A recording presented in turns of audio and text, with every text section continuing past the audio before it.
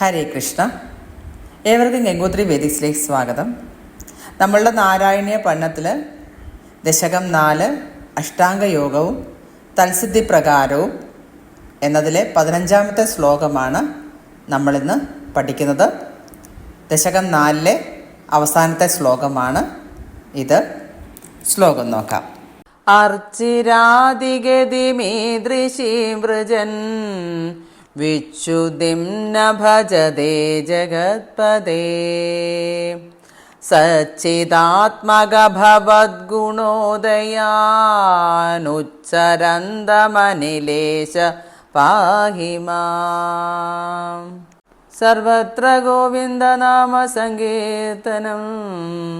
Govinda Govinda.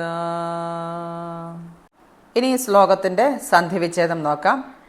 അർച്ചിരാദിഗതിം plus ഈദൃശീം വ്രജൻ വിച്യുതിം ന ഭജതേ ജഗത്പദേ.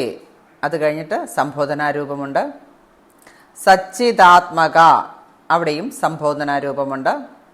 ഭവദ്ഗുണോദയാൻ ഉച്ചരന്തം plus അനിലേശ. അനിലേശ കഴിഞ്ഞിട്ടും സംബോധനാരൂപമുണ്ട്. പാഹി മാം. സന്ധിവിച്ഛേദം കഴിഞ്ഞു. ഇനി നമുക്ക് പദച്ഛേദം നോക്കാം. അർച്ചിരാദിഗതിം, അർച്ചിഹി ആദി ഗതി, ജഗത്പദേ ജഗത് പദേ, സച്ചിദാത്മക സത് ചിത് ആത്മക, ഭവദ്ഗുണോദയാൻ ഭവത് ഗുണ ഉദയാൻ, അനിലേശ അനില ഈശ. പദച്ഛേദവും കഴിഞ്ഞു.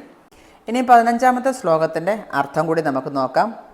ഹേ ജഗത്പദേ, അല്ലയോ ജഗദീശ്വര, ഈ ദൃശ്യം അർച്ചിരാദിഗതി വ്രജൻ. ഇപ്രകാരമുള്ള തേജോ ലോകാദിഗതിയെ പ്രാപിക്കുന്നവനായ യോഗി വിച്യുതിം ന ഭജതേ, പുനരാവൃത്തിയെ പ്രാപിക്കുന്നില്ല. സച്ചിദാത്മക, സച്ചിദാനന്ദ സ്വരൂപനായ അനിലേശ, ശ്രീ ഗുരുവായൂരപ്പ, ഭവദ്ഗുണോദയാൻ, അവിടുത്തെ ഗുണോത്കർഷങ്ങളെ ഉച്ചരന്തം കീർത്തനം ചെയ്യുന്ന മാം പാഹി, അടിയനെ രക്ഷിക്കണമേ. അതായത് ഭഗവാന്റെ കീർത്തനങ്ങളെ ഉര ചെയ്യുന്ന അദ്ദേഹത്തിനെ രക്ഷിക്കണമേ എന്നാണ് ഇവിടെ പറയുന്നത്. 2 രൂപത്തിലുള്ള ഭക്തിയാണ് ഇവിടെ പറയുന്നത്. കീർത്തനം, സ്മരണം. ഹേ ഗുരുവായൂരപ്പ, അർച്ചിരാദിഗതിയെ പ്രാപിക്കുന്ന ജീവൻ അധപ്പതിക്കുന്നില്ല. സച്ചിദാനന്ദ സ്വരൂപനായ ഹേ ഗുരുവായൂരപ്പ, അങ്ങയുടെ ഗുണഗണങ്ങളെ ഉച്ചരിക്കുന്ന എന്നെ രക്ഷിക്കണമേ. അഷ്ടാംഗ യോഗങ്ങൾ കൊണ്ട് നേടാവുന്ന പരമപദത്തെയും അതിലെത്താനുള്ള ഭിന്ന മാർഗങ്ങളെയും മുൻ ശ്ലോകങ്ങൾ കൊണ്ട് വിവരിച്ചു. അഷ്ടാംഗ യോഗം ദീർഘമായ ഒരു അനുഷ്ഠാന പദ്ധതിയാണ്. ആദ്യഘട്ടത്തിൽ ഭൗതിക ജീവിതത്തിന് ആധാരമായ സിദ്ധികൾ അതുകൊണ്ട് ഉണ്ടാകും. ആത്യന്തികമായ മോക്ഷവും പിന്നീട് ഉണ്ടാകും. ഓരോ ഘട്ടത്തിലും യോഗ സാധനകളിൽ നിന്ന് പതിച്ചു പോകാനുള്ള താഴേക്ക് പതിച്ചു പോകാനുള്ള സാധ്യതയും ചൂണ്ടിക്കാണിക്കുന്നു. അഷ്ടാംഗ യോഗത്തിന് ആവശ്യമായ ആരോഗ്യത്തിനു വേണ്ടിയാണല്ലോ ഭട്ടത്തിരിപ്പാട് പ്രാർത്ഥിക്കാൻ തുടങ്ങിയത്. അഷ്ടാംഗ യോഗത്തിൻ്റെ പ്രാധാന്യം നിരാകരിക്കാതെ മറ്റൊരു ഉപദേശവും തരുന്നു. സച്ചിദാത്മക ഭവദ്ഗുണോദയ ഉച്ചരന്തം അനിലേശ പാഹിമ.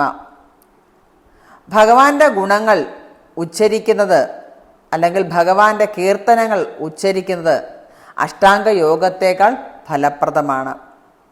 അതുകൊണ്ട് എന്താണിപ്പോൾ, എനിക്കതൊന്നും പറ്റില്ല, ശരീരം വയ്യ. അപ്പോൾ എന്തു ചെയ്യാൻ പോകുന്നു എന്ന് വെച്ചാൽ അങ്ങയുടെ ഗുണങ്ങളെ കീർത്തിച്ചു കൊണ്ടിരിക്കാം. അങ്ങനെ ചെയ്യുന്ന അങ്ങയുടെ ഗുണങ്ങളെ കീർത്തിച്ചു കൊണ്ടിരിക്കുന്ന എന്നെ രക്ഷിക്കണമേ. ഭഗവത് സ്മരണ ഇല്ലാതെ കീർത്തിക്കാൻ പറ്റില്ലല്ലോ. എപ്പോഴും നിരന്തരം ഭഗവാന്റെ കീർത്തനങ്ങൾ ചൊല്ലിക്കൊണ്ടും നാമങ്ങൾ ചൊല്ലിക്കൊണ്ടും ഭഗവത് ചിന്ത കൊണ്ടും നിരന്തരം ആ ഹരിയെ, ആ ഗുരുവായൂരപ്പനെ തന്നെ ഭജിച്ചുകൊണ്ടിരിക്കാൻ എന്നെ അനുഗ്രഹിക്കണമേ. നമുക്കും അത് തന്നെ പ്രാർത്ഥിക്കാം. ഗുരുവായൂരപ്പ എന്നെയും അനുഗ്രഹിക്കണേ, ഞങ്ങളെയും അനുഗ്രഹിക്കണേ എന്ന് തന്നെ. നാരായണീയത്തിൻ്റെ 4-ാം ദശകം ഭഗവാന്റെ പാദങ്ങളിൽ സമർപ്പിച്ചുകൊണ്ട്, ശ്രീ ഗുരുവായൂരപ്പൻ്റെ പാദങ്ങളിൽ സമർപ്പിച്ചുകൊണ്ട് നമുക്ക് ഓരോരുത്തർക്കും ഭഗവാന്റെ പാദങ്ങളിൽ എത്തിച്ചേരാൻ സാധിക്കട്ടെ എന്ന് പ്രാർത്ഥിച്ചുകൊണ്ട് ഹരേ കൃഷ്ണ.